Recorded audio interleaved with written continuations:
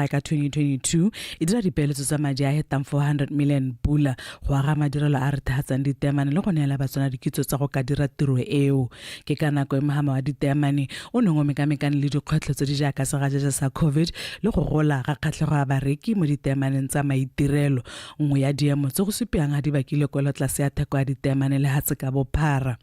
Le ha go ntse jalo, khamphane ya Stargem e kgona go ralala dikgwetlho tse e sa kgaole babereki e ba e tswelela ka ditogamano tsa yone tse di akaretsang thulaganyo ya go rutela badiri tiro. Le mo nakong eno ba na le ditoro tse dikgolo tse di tsamaelanang le maitlamo a mašwa a lehatshe leno a Economic Transformation Program. We are motivated and committed to play a crucial role in local beneficiation and national growth. When we set forth on this journey, establishing this facility in October 2022 and officially inaugurating it in 2023, we were guided by a vision both ambitious and far-reaching. A vision not only to polish diamonds, but to nurture and refine the true gem of Botswana, the limitless potential of her people. Our mission was clear: to unlock value not merely from the treasures of our land, but from the talents, dreams, and aspirations of every citizen. Lehatshe la Botswana le na le tsamaiso ya go ngokela babeeletsi mo lehatsheng leno go tlhoma madirelo a farologaneng go ka bakanya itsholelo ya monogae, go golaga madirelo a Stargem, go thapa badiri ba ba hetang sekete go kaiwa ha go ka itsholetsa seriti sa lehatshe leno go ka kgatlha babeeletsi. We are here to witness a new chapter in Botswana's transformation journey from a resource-rich economy to an inclusive, value-adding, and a people-driven economy. Facilities such as this one are a living testimony that our journey towards inclusive, citizen-centered development is well and truly underway. Tautona Boko na gakolla dialogane tse go lemoga ga dikitso tsa bone tse di sha di ba bolela motswedi o sa kgaleng wa isago. You are not just shaping gemstones, you are shaping a legacy. One day I hope to see one of you return, not just as a polisher, but as the owner of your own factory. Puso e mo thulaganyong ya go tswa mo go ikareng thata ka kepa diteamane go tsena mo go itlhotlheng le go e retefatsa, mme dikitso tse di jaaka tsa dialogane tse di tla thusa thata gore lehatshe leno la atlege mo torong e. Ke Phirimane Mokgaotsane, BTV News, Gaborone. Ntse tswela le tautona Advocate Maboko o kopile setšhaba go loma puso tsebe ka dikgang dipe tsa dipelelo tsa tshenyetso setšhaba le go gopela itsholelo tse di ka tswang di diragetse go simolola ka ngwaga wa 2014. A re seo se tla thusa ditlhotlhomiso tse di tsweletseng tsa forensic audit tse di dirwang ke khamphane ya Alvarez and Marsal. Dr. Boko o buile seo a simolisa lenaneo la go kopa setšhaba go thusa ka dikgang dipe fela tse di amangwa le tshenyetso le kgopelo setšhaba. A tlhalosa gape gore bao ba batla thusang ba tla bipiwa. Wa Betsumpurubusi. Dikgwedi di le nne hela morago ga gore Tautona Advocate Maboko a tlhome khamphane le lekoko le tla tlhomisang tshenyetso setšhaba e ka tswang e diragetse go tsweng kwa dingwageng tse di 10 tse di fetileng go setse go na le tswelelopele mo ditlhomisong tseo ka jana Tautona Boko a supile fa legato la ntlha le le neng le itebagantse le go dupa tshenyetso setšhaba mo makalaneng a puso le wetse. O supile fa morago ga ditshekatsheko khamphane ya A&M le lekoko le le tlhomilweng go tsamaisa ditlhomiso tse ba tsere tshwetso ya gore nako e gorogile gore setšhaba le sone se lome puso tsebe ka sepe hela se senang le motlhala go upolola tshenyetso setšhaba. Yo tshwereng sepe, yo kileng a amega mo go sepe, yo kileng a kgabodisa kana a rothegelwa ke sepe se se amanang le ditsa setšhaba, wa tlamega ebile wa kopiwa gore a ikatumetse a buisane le bone batlhodumedi ba a tlise a thuse gore tlhodumelo e tle nne yone. Mme ke gakolole gore tlhodumelo e ga se e ikaeletseng go ntsha ope ka lesologolo, maikaelelo a yone ke go tlhomamisa hela dilo gore di tsamaile jang. Totona Boko a re setšhaba se se ka sa nna le poifo epe go thusa ka tse ba di itseng ka tsotlhe di tla dirwa ka matsetseleko a kwa godimo. Mme sepe se ope a se buang kana a se tlisa kana a se bega kana a se amogana le bone ba ba tlhotlhomisang ba ba tlhodumelang se tla tsewa se dibelwa se tla tsewa ka tsela e leng gore ga e tsule ene yo o tlileng ka dipego tse di ntseng jalo ebile ga di tsela ya teng ga ena go mo upolla ga e rena go bua gore ke mang yo o tsileng a bua eng mabapi le tiro e re mo go yone. Setšhaba se kopile go thusa ka masupi le dipelaelo ka maranyane a email le WhatsApp go tsweng matsatsing la gompieno go hitla kgwedi ya Lwetse e tlhola 15 wa Betsweng Polobusi, PTV News, Gaborone. Maparlamento a kopile go eteletsa ko pele le gone go rotloetsa tšhaba e ba eteletseng pele kwa dikgaolong tsa bone go nna le seabe mo lenaneong le maikaelelo a lone e leng go hetla jalo methale ya itsholelo la Botswana Economic Transformation Program BTEP. Se se tladitswe ke Motšwatautona Re Ndaba Nkosinathi Gaolathe kwa phuthegong ya go tsibosa le gone go tsaya megopolo mo mapalamenteng ka lenaneo leo ka moso gompieno mono toropo kgolo Gaborone. Monica Sitshwaela wa bega. Tshimolodiso ya lenaneo la go leka go hetha methale ya itsholelo go bolelwa e le sebaka sa gore lefatshe leno le tswe ka megopolo ya go thabolola itsholelo ya lone segolobogolo mo nakong eno e go itemogelang dikgwetho tsa itsholelo tse jaanong di kokonelang beng gae. Go netefatsa katego ya lone lephata la madi le tsweletse mo letsholong la go tsibosa bana le seabe ka lenaneo leo le le beileng kwa pele mehama e tshwana wa temothuo wa madi le boranyane. We are reimagining our economy, not in theory but in practice. We need new industries, we need new jobs, we need new frontiers of value creation. And that means your engagement, your legislative leadership, and your oversight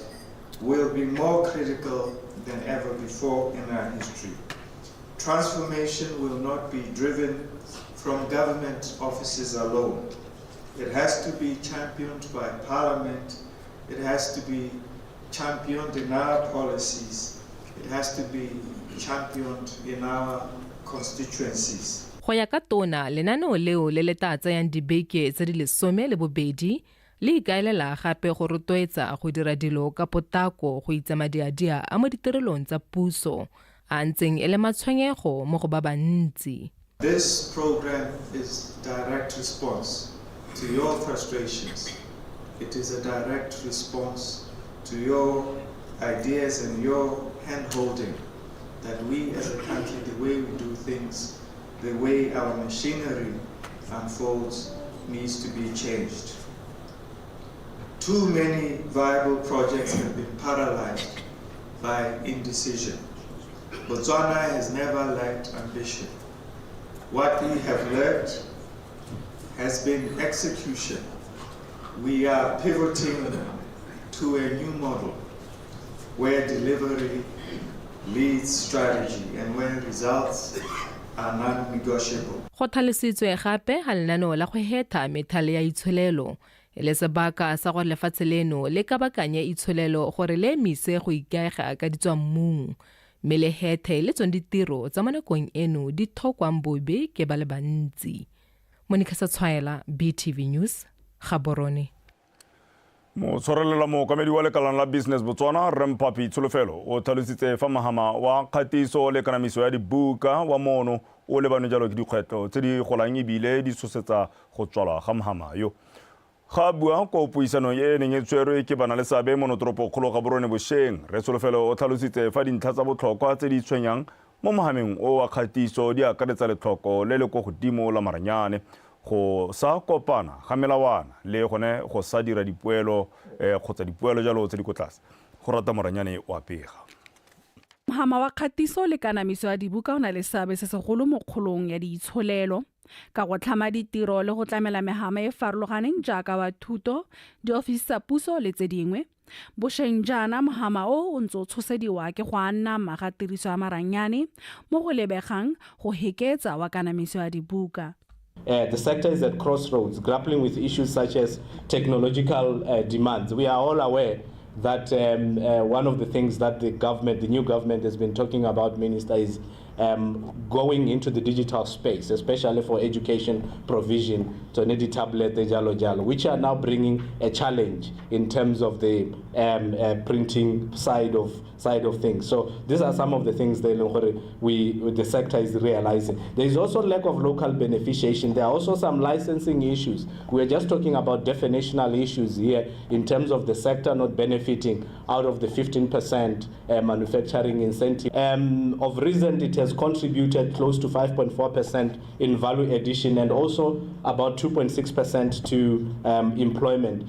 We were just discussing outside with some of the players that the sector is quite labor intensive. It has got a potential, Honorable Minister, of creating a lot of jobs if ignited and supported, and with the opportunities that exist being explored. And this is something that the panelists that we have brought together to engage on this will be able to help us understand. The printing industry in Botswana is a technically capable and resource-ready sector. We have companies with advanced equipment, skilled staff, and the will to contribute meaningfully to national development. However, despite these capabilities, we are often overlooked or bypassed in both public and private procurement processes. One of the biggest concerns we face is the increasing number of tenders awarded to print brokers or intermediaries. Tona wa ofisi ya Gatautona Remoete Mohasa a re puso e itlamile go ema nokeng mahama o ka o le botlhokwa thata mo leetong la go tlhabolola itsholelo ya lefatshe leno. Ladies and gentlemen, the government acknowledges these concerns. As the ministry responsible for the sector, we are committed to engaging openly to ensure that our policies, procurement systems, and institutional practices support rather than hinder the development of local industries in this sector.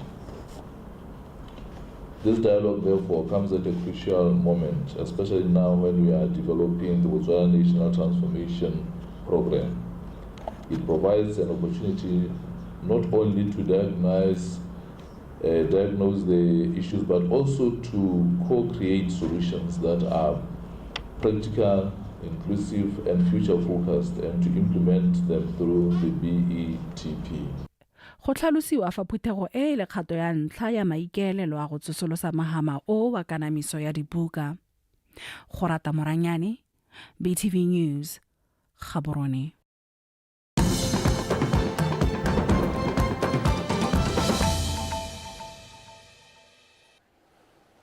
ha ile gona o tshubang se gona sa ditshwantsho se ke dikgang tsa Botswana television Phirimane jalo ya tsatsi la Labone ga re tswelela.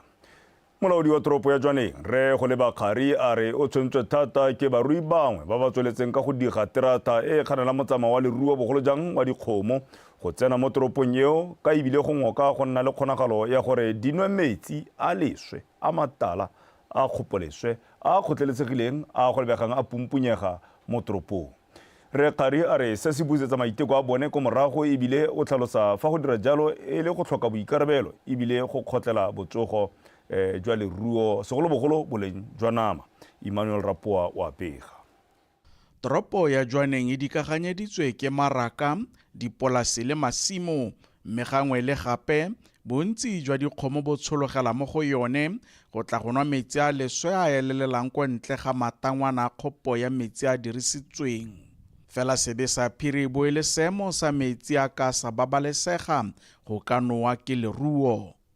Maitemogelo a rona ke gore dikgomo tse ga di nna dintsi di kgobokana di a diga so santa so sa bobedi re lemoga gore go na le barui bangwe ba ba thusang go ya kgaola ka maikaelelo a gore leruo la bone la thusega, mme se re tshwanetse ra se supa ke gore ya be se go le thusa ka gore go ta go nwa metsi a leswe ga re tseye gore go a thusa ka epetsela kana dikgomo ha di tla ka kwano go ka hella ile gore di ka thulwa ke dikoloi di ka hella ile gore di tlhoka go bona metsi di hele di swela gone ha di kganetswe ke terata e le dingwe tsa dio tse le gore di ntse di tshwenyegela thata mo nakong e hitileng sone se be le gore se bola le one itsholelo a lehatshe ka gore re beile mo dikgomong ke na ke thathobana maka ga mathelo rona a jwaneng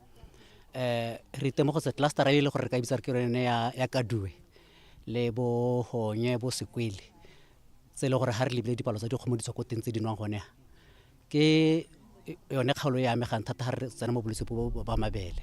ba koporasi ya metsi bone ba tlhalosa fa ba dira sengwe le sengwe ka thulaganyo ya go babalela tikologo le fantswa bana le kgwetlho nngwe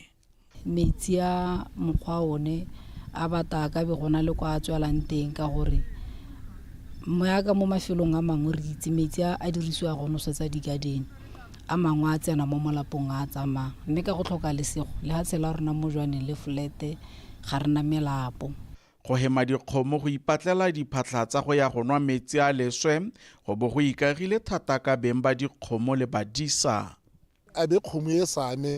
same wena hela o le nosi a be ama matshelo a batho a le mantsintsi jaanong o tshwanetse gore a bo o tlhaiwa gore o duele selekanyo sa madi a kana ka bokana mme ga o sa e duele gongwe in 7 days or 8 days kgomo ya go a be e auctioniwa e kgona gore e rekwe ke ba ba ka go e tlhokomela ke le mogare kgomo tse di tadiwa ha ke one mabaka a gore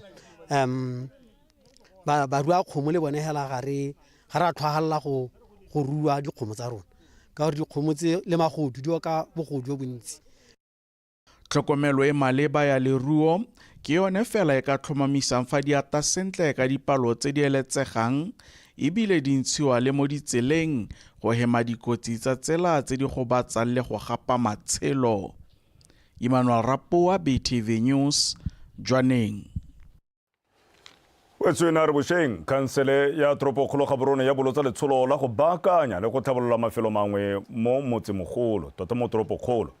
nngwe ya ditlhabololo tseo e ne le go tshwaya mafelo a tla dirisiwang ke bagwebi ba ba botlana kwa maemelong a dibese mo potsolotsong le lekalana la Dikgang la Botswana Television mogolwane wa tiragatso melao kwa kanseleng Re Mateke Taimango o tlhalositse fa diphetogo tseo e le gone go leka go fokotsa mosuke le go tokatsa tebego le tsamaiso ya ka fa bagwebi ba ba botlana ba ka dirang ka teng bangwe ba bagwebi ba ba botlana ba ne ba ntsha maikutlo a bone ka ditlhabololo tse gore go na le challenge e re temo re le Gaborone City Council batho ba bagwebi ba botlana ba ne ba tsena mo dipacking ba rekisa mo go tsone jaanong kana dipacking di iretswe dikoloi gone go mo go bo gore kgotsa gone gore mme le ga gone mme re tšhagatsa dipacking re dire provision ya gone gore bagwebi ba rona ba ne la ba gwebelang teng ka gore kana batho ba ga gona re ka gona le bona ka tsela ntseng jang ke batho ba e leng gore informal sector la se lengwe le lengwe e teng ebile our mandate re le council ke go bona gone gore ba promote gore ba kgone go dira tiro ya bone ka tsela e hapegileng go se ka ga thakathakana ha e le gore go na le ba ba rekisang merogo ba nne mo siding e sele ba ba rekisang diaparo ba nne mo siding e sele ba ba dirang dinala ba nne mo siding e sele ba ba ira meriri gone jalo le bone ba nne mo siding e sele ka gore ga ba kopana go compromise botsogo ke tshela ka go rekisa jaaka ka go bona go ntse jana yaanong ke le a re mo bošeng jana ra nna le kgwetlhonyana ga nna le tota ne se mathata ne le ba bankanya ba senyeditse ko pele tota ne ba re bankanyetsa gore motho o ka bona space mme space wa na re se kgotsogela se inafo tota rona ngongoragala rena di-space re di hileng ke dinyenyane hela thata le gore ha re kgone go ha re a phuthuloga mo teng ha o le mo teng kana go tsenya tafolela gona gore o ka boga pha tsenye engwe a bobedi ba ga Gaborone City Council ya hana go aga re tsa sente ka gore di store tse ba diretseng di dinyenyane gape a di a re khotsoatse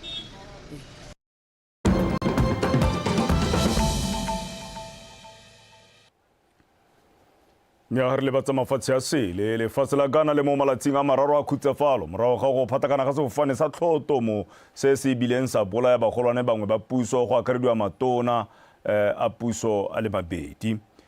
moeteledipele wa bodirela puso jwa lehatshe leo Julius Debra o letse a buletse mo pitogong ya bobega dikgang gore sefofane sa tlhotomo sa Z9 se neng se tswa ko toropong kgolo Accra se ya se lebile kwa kgaolong ya Ashanti se ne sa nyelela mo lefaufaung. E ne a re moragonyana ga tlhomamisiwa fa bapagami ba sefofane seo ba ba robang bobedi ba tlhokagetse gareng ga bone go letona wa itshireletso le wa tikologo maranyane le dikitswa. Lekoko leo le ne le le mo leetong la semmuso go ya go tlhotlhomisa kepo e seng ka fa molaong ya ditswammung kwa kgaolong ya Ashanti. Ditlhotlhomiso di santse di tsweletse go bona se se ka tswang se bakile kotsi eo ya go phatlakana ga sefofane sa tlhotomo.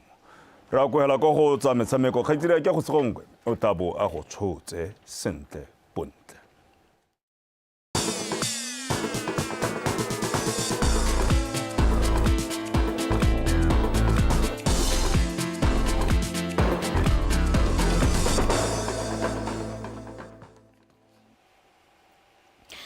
tle go leboge Benson mme ke re madume we sotlhe yo fano ke go sgonkwe yo ke tlabe ke gone re kgang sa metshameko e le tsa Botswana tonight mme ke gore letle a re tsena mo go tsone re simolole ka digogang kwa pele. Tona wa lephata la ofisi ya Gatautona re moeti Mohasa o tlhotse a simolise lenaneo la metshameko la bana ba dikolo kwa Lobatse Sport Complex fa simolisa lenaneo leo semmuso. Mohasa o tlhalositse fa le tla thusa thata mo gore boleng batshameki ba ba botlana sengwe sentseng e le kgwetlho mo ngwageng tse tlhano tse di fetileng a jaanong rutla dintlha ka Kgomotso Sefako. Lenaneo leo le sa le ema ka ngwaga wa 2020 morago go sa dumalano ka dilo dingwe fa gare ga puso le bakatisi mme manokonoko a go thakafala ga lone a ntse a mathata makgotla a metshameko le dithopa ka go farologana. Goromente ya ka lehatshe lotlhe la Botswana re ntse re tshengwa le setšhaba ka go tlhoka go nna teng ga metshameko mo dikweleng ka gore go tlhoka go nna teng ga metshameko mo dikweleng go tima bana go nngwe ya karolo ya gore ba ka gola ba itekanetse le ra re se gape sa malakaganye go lehatshe la rona le ka tswelela le dira teng ga re itaitsanya go ratana le ba mahatshe a mangwe. Dithotomiso ba ka etse di supa gago le gore go tlhoka go nna teng ga metshameko mo dikweleng gone le gone mo Botswana go helela go timola bana mo bokgoning ja bone le kgolo ya bone mo go tsa itshidilo. Jaanong go bone mo metshameko e boela mo dikweleng go tla thusa mo go godiseng ngwana mo dikweleng. Tona wa lephata la tamelo a bana le thito go tswa ko moding nono ga fela mokoka o ka ile ka fa lenaneo leo le yang go bereka ka teng. Preparations or training at school level will be conducted during normal working hours as part of the school timetable. This includes training of school teams. Go ta diro ikatiso go fitela ngwaga o fela mme ta akaretsa bana botlhe. E tabo e le selo se se dirwang kwa dikolong kana kwa sekolo mme go sena dikgaisano tse re di twetseng tsa dikolo go tana le barutabana ba ba ka metselenanelo go dikolong tsa bone tse di farologaneng mme go simolola ga dikgaisano go dikolong go ta dirwa fa gare ga beke go itsa dituelo tsa mafelo a beke kana overtime.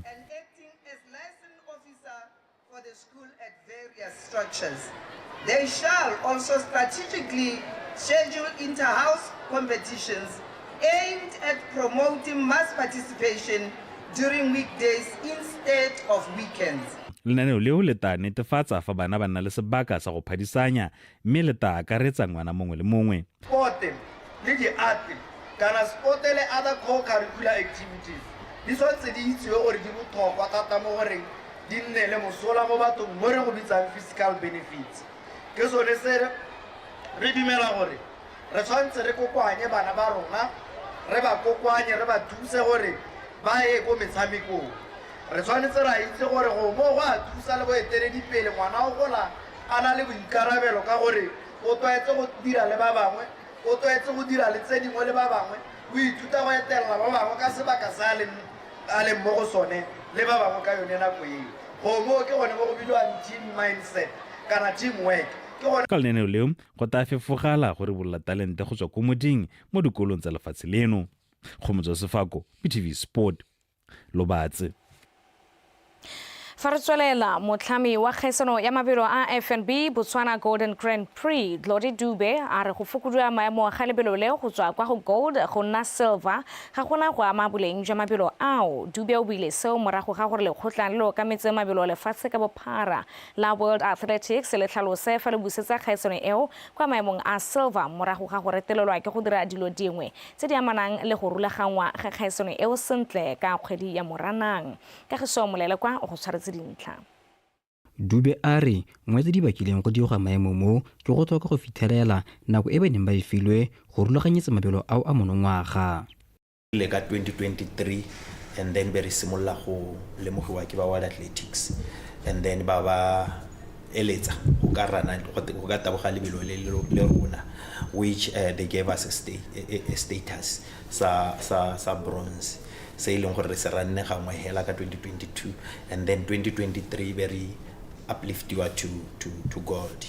and then be re rana gold 2023 and then 2025 we missed 2024 irile hare hetsa mo ngwageng ono and then ba supa gore ga ra meet the deadline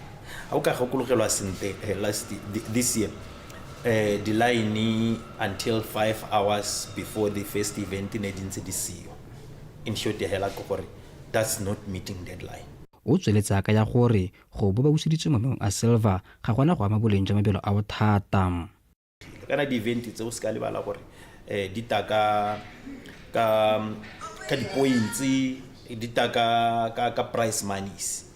ga gona mo ile gore go kutsegile ke gone mo hela price monies. Of course, now ha ile gore gongwe ne ba tsaya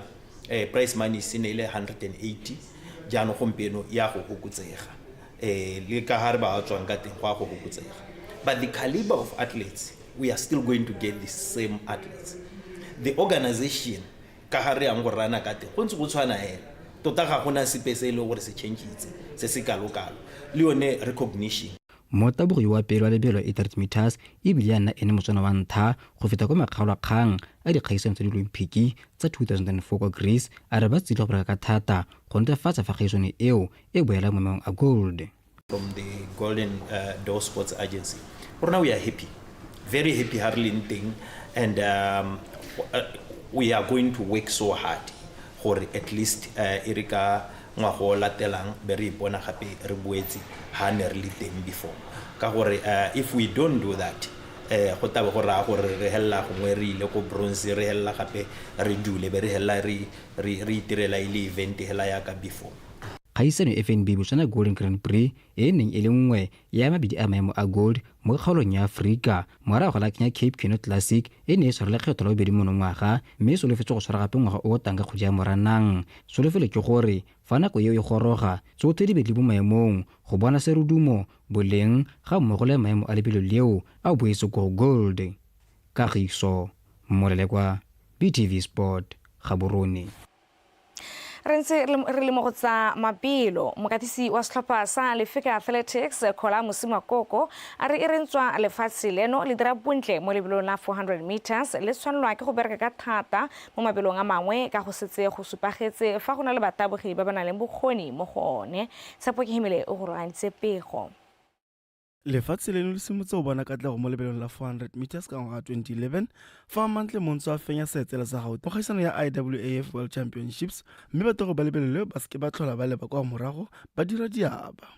Mosimokoko o supile fa katlego eo e ka atolosetswa mo mabelong a mangwe. We have an ability to produce athletes into this 100, 200, 400, including hurdles. We have 400 meter hurdles selling gore last year in Nale go Olympic. This year at World Championship, I believe it's a hurdle of 400. So we are doing very well there. To le ka go maintain. Me ga be seng ka se ile tsang gore re se dire le batho ba athletics ke gore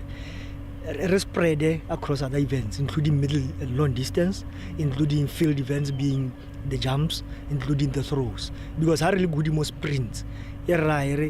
Even triple jump, long jump, we can still achieve more. mokatisi yo o tsweletse a re tiro ya go aga batabogi ba popota ga e motlhofo jaaka ba kopana le dikgwetlho di le mmalwa. The main challenge e re nang le yone ke access to facilities.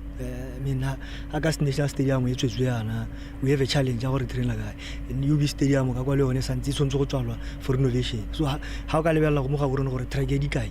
o tla gore dipedi ya mo go di tsane ga e mo standarding se se rileng se leng gore can produce an elite athlete o tabogang dinako tsone tsa bo justice to go and perform go World Champs le go ya Diamond League mo go tsone. So we have a challenge tota ya the facilities. Ha ne re ka nna le an athletics track or athletics stadium se leng gore specifically se ke nna sa athletics that way ka nna go botoka thata mo ga borona. E re jaaka tiriso ya diritibatsi ya apese lefatshe leno ko boka le tshoba mosimako go supile fa seemo se tshwanetse go potlakelwa jaaka se tsweletse ka go baya lefatshe leno ka fa mosing. We try by all means go bua le di-athletes tsa rona ka re bereka le tsone day to day re le di-coach. So re ka re reng re eletsa gore other stakeholders can come on board to fight this monster wa doping because tota yala career di-athletes tsa rona e tla hella e tsamaya ka tsela e re sa itseng goreng ke some group of people ba e le gore intentionally ba ira gore athletes tsa rona di dope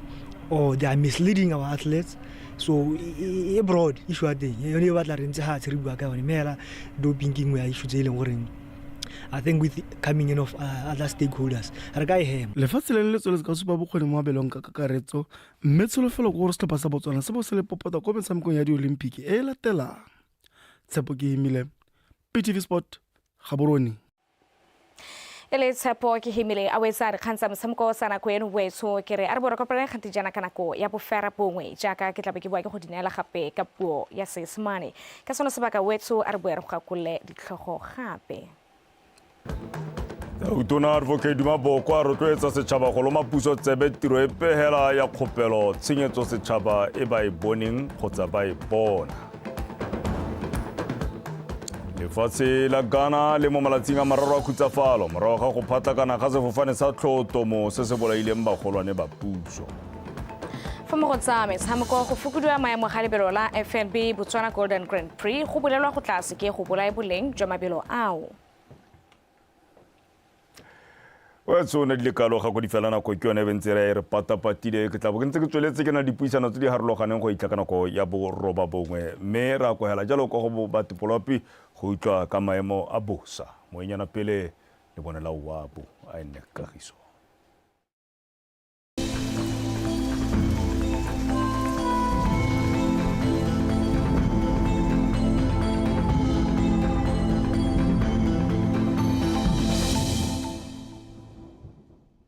Betso madume nka mogela ka seemo sa loapi ke Faith ke tshabile.